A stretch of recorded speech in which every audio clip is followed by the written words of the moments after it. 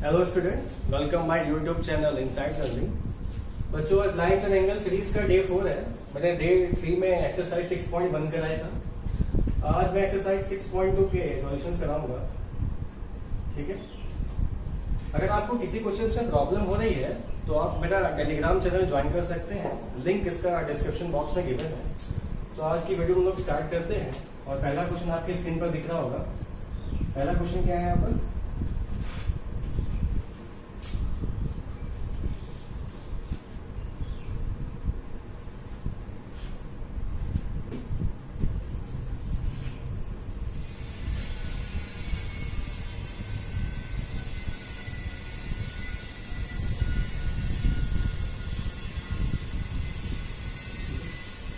तो बच्चों, ये आपका पहला क्वेश्चन है। यहाँ पर एक्स और वाई की वैल्यू फाइंड करनी है। तो मैंने आपको डे 1 में इससे कंसेप्ट पढ़ाए थे। ठीक है, vertical opposite, corresponding, alternate interior. तो उन्हीं का हम लोग यहाँ पर यूज करेंगे। तो बच्चों, यहाँ पर देखिए, ये दो लाइन पैरेलल है। यहाँ पर ये लाइन और ये लाइन क्या है? पैरेलल है। और ये लाइन ट्रांसवर्सल है। तो बच्चों, एंगल वाई एंगल 130 के इक्वल होगा। ठीक है, क्यों इक्वल होगा? क्योंकि ये वर्टिकल अपोजिट एंगल है। वर्टिकल अपोजिट एंगल है। ठीक है, उसके बाद ये एक स्ट्रेट लाइन है। ठीक है, और इस एंगल का सम कितना होगा? 180 डिग्री। क्योंकि ये क्या होगा? लीनियर पेयर कंसेप्ट में कह सकता हूँ कि एंगल 50 प्लस एक्स का सम कितना होगा? 180। तो एक्स की वैल्यू कितनी आ जाएगी? 180 माइनस 50। ठीक है, ये सबसे इजी मेथड्स है। ऐसे और भी मेथड्स है। ठीक है, और क्या तरीका है इसका फाइंड करने का?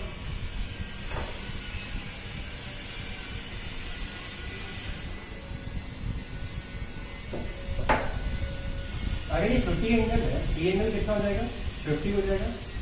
करस्पॉन्डिंग एंगल से मैं कह सकता हूँ कि ये एंगल आपस में कैसे हो जाएंगे? इक्वल होंगे। ये कितना हो जाएगा? 50। और 50 प्लस वाई एंगल का सम कितना होगा? 180। कैसे होगा? लीनियर पेयर कंसेप्ट से 50 प्लस वाई का सम कितना होगा? तो वाई का सम वाई इक्वल टू कितना आ जाएगा? 180 माइनस 50 इज इक्वल टू 130। ठीक है, तो इस तरह सभी क्वेश्चन को फाइंड कर सकते हैं। इसका सॉल्यूशन हम लोग बढ़ते हैं नेक्स्ट क्वेश्चन की ओर। और नेक्स्ट क्वेश्चन क्या है यहाँ पर?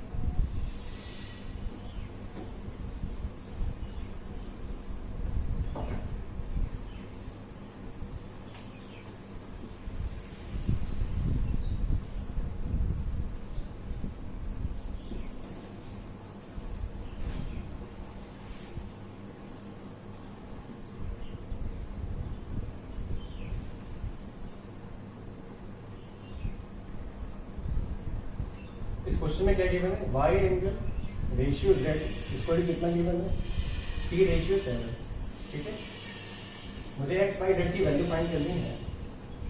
तो बच्चों, इसको मैं क्या लिख सकता हूँ? एंगल वाई को 3a लिख सकता हूँ और एंगल जेड को क्या लिख सकता हूँ मैं? 7a। ठीक है, अगर एंगल वाई 3 है तो ये कितना हो जाएगा? 180 माइनस 3a। ठीक है, ये एंगल और ये एंगल आपस में कैसे होंगे? इक्वल, करस्पॉन्डिंग एंगल से। 180 minus 3a is equal to Z. ठीक है, और जेड की वैल्यू कितनी है यहाँ पर? 7a। ठीक है, तो 180 कितना आ जाएगा? 10 है। तो a की वैल्यू कितनी आ जाएगी यहाँ से? 80। ठीक है, तो बच्चों जेड कितना था? 7a था। 7 इंटू 18 कितना आ जाएगा? 126।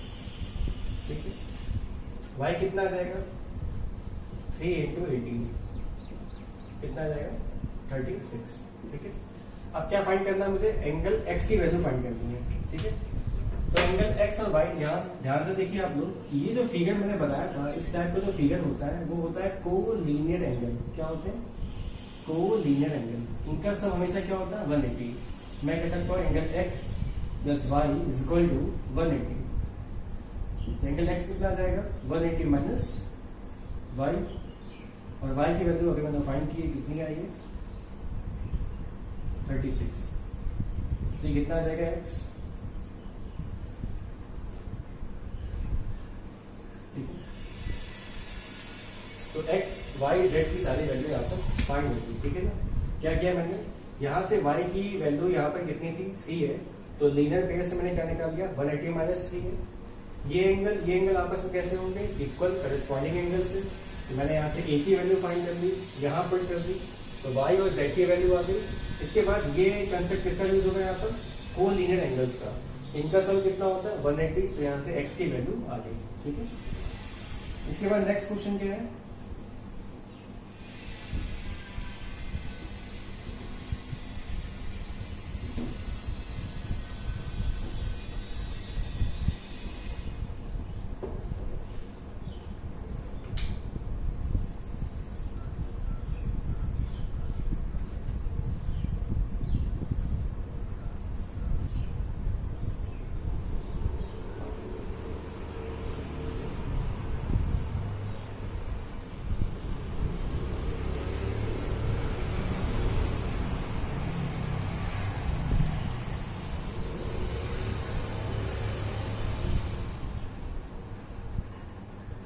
ठीक है, यहाँ पे किस एंगल की वैल्यू फाइंड करनी है ए जी ई की।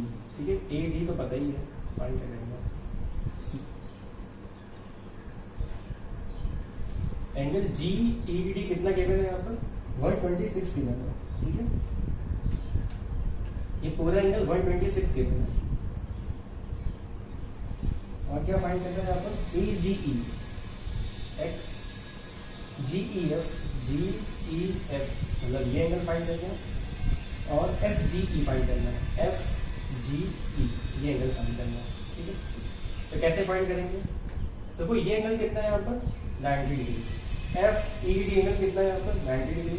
ठीक है, गिवन है क्वेश्चन में F E D is equal to 90, और बच्चों जी ई डी एंगल कितना गिवन है, angle G E D is equal to 126 given है। ठीक है, मैं एंगल जी ई डी को क्या लिख सकता हूँ, angle Y plus 90, angle Y plus 90 is equal to 126, तो वाई की वैल्यू कितनी आ गई 126 माइनस 90 इज इक्वल टू 36 आ गई। ठीक है, तो एंगल वाई की वैल्यू कितनी आ गई 36। ठीक है, इसके बाद किसकी वैल्यू फाइंड करनी है हमको, एंगल एक्स। तो बच्चों एंगल एक्स कैसे आएगा, ये लाइन और ये लाइन आपस में कैसी पैरेलल है। तो बच्चों में पैरेलल लाइन में एक कंसेप्ट पढ़ाया था जेड शेप।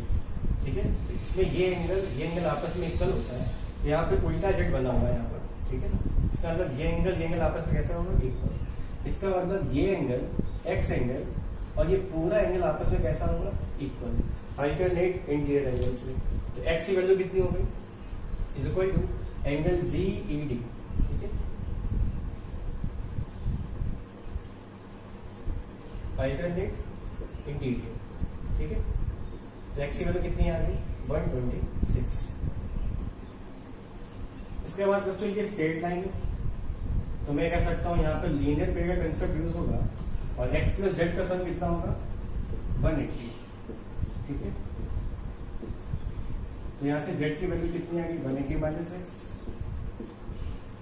और z कितना आ जाएगा 180 माइनस 126, तो कितनी वैल्यू आ जाएगी इसकी 54 आ जाएगी। ठीक है,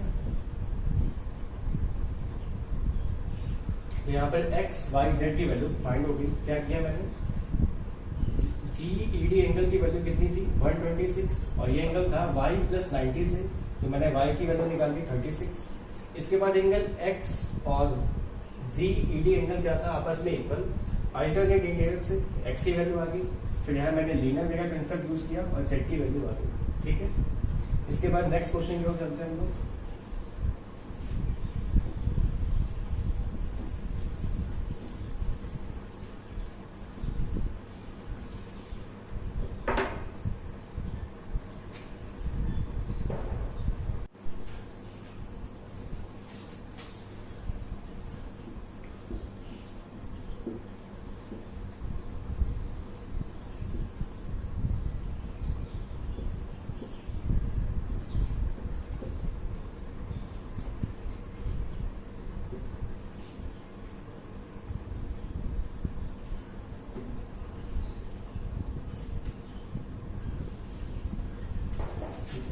आपको ये वैल्यू फाइंड करनी है इसमें क्यू आर एस। ठीक है, तो जब भी आपको ऐसा क्वेश्चन दिखाई दे जो आपके पास एक्स्ट्रा पॉइंट है, यहाँ पर आर ऐसा पॉइंट है जो एक्स्ट्रा है, वहां से आप टेल लाइन एक पैरेलल लाइन खींच लीजिए यहाँ पर, ठीक है। तो यहाँ से मैं आर से होते एक पैरेलल लाइन यहाँ पर ड्रॉ करूंगा, ठीक है। अब बच्चों ध्यान से देखिए, जो कंसेप्ट है किसका कंसेप्ट है, कोलिनियर एंगल्स का। इनका सम कितना होगा 180 डिग्री। यहाँ भी वही कंसेप्ट यूज होगा, इनका सम और इनका सम कितना होगा 180 डिग्री। अगर मैं इसको y लेट कर लूँ, इसको x लेट कर लूँ, तो बच्चों यहाँ से क्या आ जाएगा, यूजिंग कोलिनियर कंसेप्ट से इन दोनों एंगल का सम कितना आएगा 180। तो 110 plus x is equal to कितना आ जाएगा 180, और x की वैल्यू कितनी आ जाएगी 70, ठीक है। तो इसी कंसेप्ट को यूज करेंगे, और 130 प्लस y एंगल का सम कितना होगा 180। तो y की वैल्यू कितनी आ जाएगी 180 माइनस 130, y की वैल्यू कितनी आ गई 50, ठीक है। बच्चों जो लाइन मैंने ये पैरेलल लाइन खींची थी वो भी क्या एक स्ट्रेट लाइन है, और इस पॉइंट पर बनने वाले सारे एंगल का सम कितना होगा 180। तो angle x plus angle QRS, angle x plus QRS plus y is equal to 180, ठीक है। तो QRS कितना आ जाएगा 180 माइनस x माइनस y, ठीक है।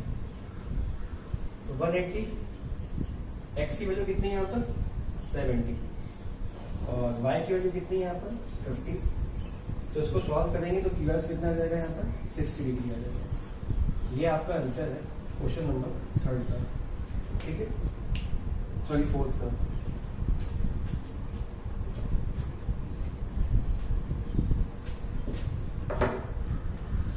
ठीक है, तो ये कितनी वैल्यू आ गई आपकी 60।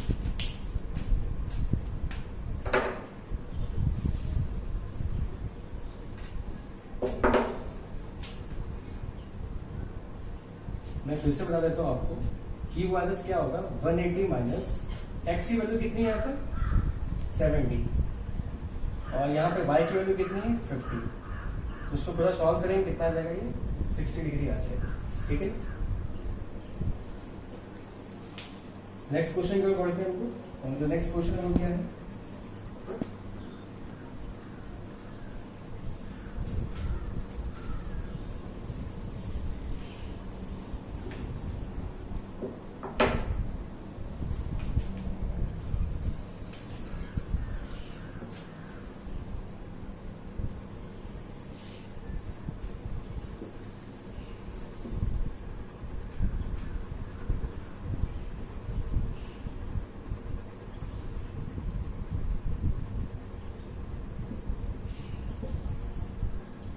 क्वेश्चन में क्या गिवन है आपको, ये एंगल कितना गिवन है 50 डिग्री, ठीक है, और ये x है वैल्यू, और ये 127 है, ठीक है। तो आपको फाइंड क्या करना है इसमें, x और y की वैल्यू फाइंड करनी है, ठीक है। ये एंगल y है। तो बच्चों यहाँ पर AB और CD लाइन कैसी है पैरेलल, फिर से वही कंसेप्ट जेड शेप वाला कंसेप्ट, अल्टरनेट इंटीरियर एंगल से ये वैल्यू और ये वैल्यू आपस में कैसे हो जाएगी इक्वल। मैं कह सकता हूँ कि x इक्वल टू 50, ठीक है। कैसे AP और AB और CD लाइन आपस में कैसे थी पैरेलल, और ये PQ ट्रांसवर्सल लाइन थी।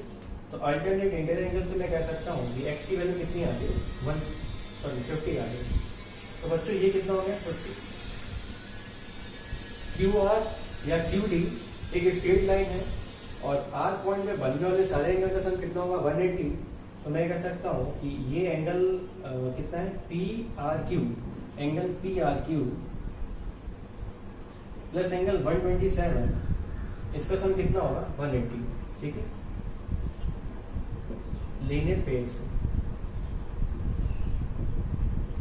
तो PRQ की वैल्यू कितनी आ जाएगी 180 माइनस 127 कितनी आ जाएगी 53 आ जाएगी, ठीक है। तो ये वैल्यू कितनी आ गई 53, ठीक है। अब PQR एक ट्रायंगल है, ट्रायंगल के तीनों एंगल का सम कितना होता है 180 डिग्री। तो angle y plus angle 50 plus angle 53 is equal to 180। तो एंगल y कितना आ जाएगा? 180 माइनस 103। तो y कितना आ जाएगा? 77। ठीक है, तो ये था सॉल्यूशन क्वेश्चन नंबर 5 का। और इस एक्सरसाइज का लास्ट क्वेश्चन क्या है यहाँ पर?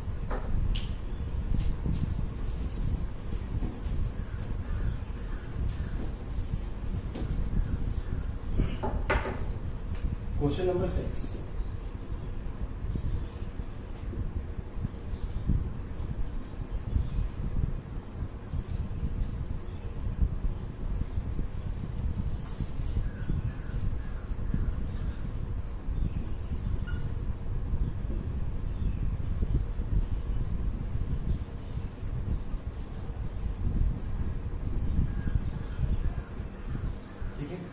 ये क्वेश्चन है, इसमें आपको ये प्रूफ करना है कि A B line C D के पैरेलल है। ठीक है, तो बच्चों यहाँ पे गिवन क्या है? यहाँ पर पी क्यू और आर एस दो मिरर गिवन है। यहाँ पर ये आपस में मिरर है और ये पैरेलल है। ठीक है, तो बच्चों यहाँ पर क्या करेंगे? ए बी और अगर सॉरी ये डी लाइन है, डी पॉइंट है, ए बी और सी डी को मुझे पैरेलल प्रूफ करना है। तो या तो मैं करस्पॉन्डिंग एंगल यहाँ पे शो कर दूं, करस्पॉन्डिंग एंगल, या अल्टरनेट इंटीरियर, ठीक है, या को लीनियर एंगल का सम 180 दिखा दूं। इन तीनों कंडीशन में कोई एक प्रूफ कर दूंगा तो मैं यहाँ पे कह सकता हूँ कि A B line C D के पैरेलल होगी। तो बच्चों लोग क्या करेंगे? यहाँ से नॉर्मल ड्रॉ करेंगे, मतलब परपेंडिकुलर लाइन। ठीक है, और यहाँ से ठीक है।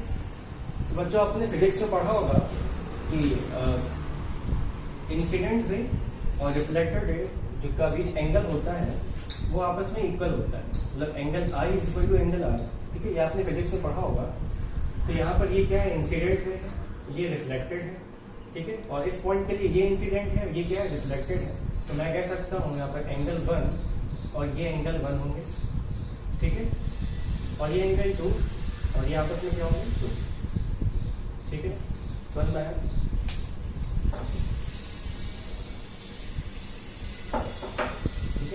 यहाँ पर एंगल 1 और 1 आपस में इक्वल है, एंगल 2 और 2 आपस में इक्वल है। तो बच्चों एंगल 1 और 1 आपस में इक्वल होंगे, एंगल आई और आपस में इक्वल होता है। मैंने आपको कंसेप्ट दिया था फिजिक्स का कि रिफ्लेक्टेड एंगल और इंसिडेंट एंगल आपस में क्या होते हैं? इक्वल होते हैं। तो यहाँ पर एंगल 1 और 1 आपस में इक्वल है और 2 आपस में इक्वल है। ठीक है, यहाँ पर BM और NC आपस में क्या होंगे? पैरेलल है, क्योंकि ये दोनों पैरेलल लाइन के बीच में खींचे गए क्या है? नॉर्मल्स है। ठीक है ना, तो BM पैरेलल NC भी होगा। ठीक है, तो इसका मतलब ये कह सकता हूँ कि एंगल 1 और 2 आपस में क्या होंगे? इक्वल। एंगल 1 एंगल 2 आपस में इक्वल। ठीक है, कौन सा कंसेप्ट यूज होगा यहाँ पर? Z shape. देखिए जेड शेप बनना होगा, तो अल्टरनेट इंटीरियर से मैं कह सकता हूँ कि एंगल 1 और 2 आपस में इक्वल होंगे। ठीक है ना, अगर इनमें मैं 2 का मल्टीप्लाई करा दूं दोनों ही इक्वेशन में, ठीक है, तो एंगल 1 का डबल क्या हो जाएगा? Angle A B C. ठीक है, एंगल ए बी सी। ठीक है, और एंगल 2 में अगर 2 का मल्टीप्लाई कराऊंगा तो ये कितना हो जाएगा? Angle B C D, B C D. ठीक है ना, अगर ये एंगल 1 एंगल 2 आपस में इक्वल है तो इनका मल्टीपल भी क्या होगा? आपस में इक्वल होगा। तो बच्चों एंगल ABC और एंगल BCD आपस में कैसे हो गए? इक्वल हो गए। तो बच्चों का ध्यान से देखिए ये एंगल्स कैसे हैं यहाँ पर? Alternate interior angles. ठीक है ना, ये कुछ शेप ऐसे बन रहा है यहाँ पर। ठीक है, जेड शेप। तो अगर ये एंगल पूरा एंगल ABC और एंगल BCD आपस में इक्वल है तो it is only possible when the line AB is parallel to CD। ठीक है, ये तभी पॉसिबल होगा जब AB लाइन CD के क्या होगी? पैरेलल होगी। ठीक है ना, तो यही आपको प्रूफ करना था, ये प्रूफ हो गया। तो बच्चों आज मैंने आपको डे 4 में NCERT एक्सरसाइज 6.2 के सॉल्यूशंस कराए थे और डे 3 में 6.1 के। ठीक है, इसके बाद जो एक्सरसाइज बची है वो नेक्स्ट डे पर लेकर आऊंगा। Thanks for watching this video.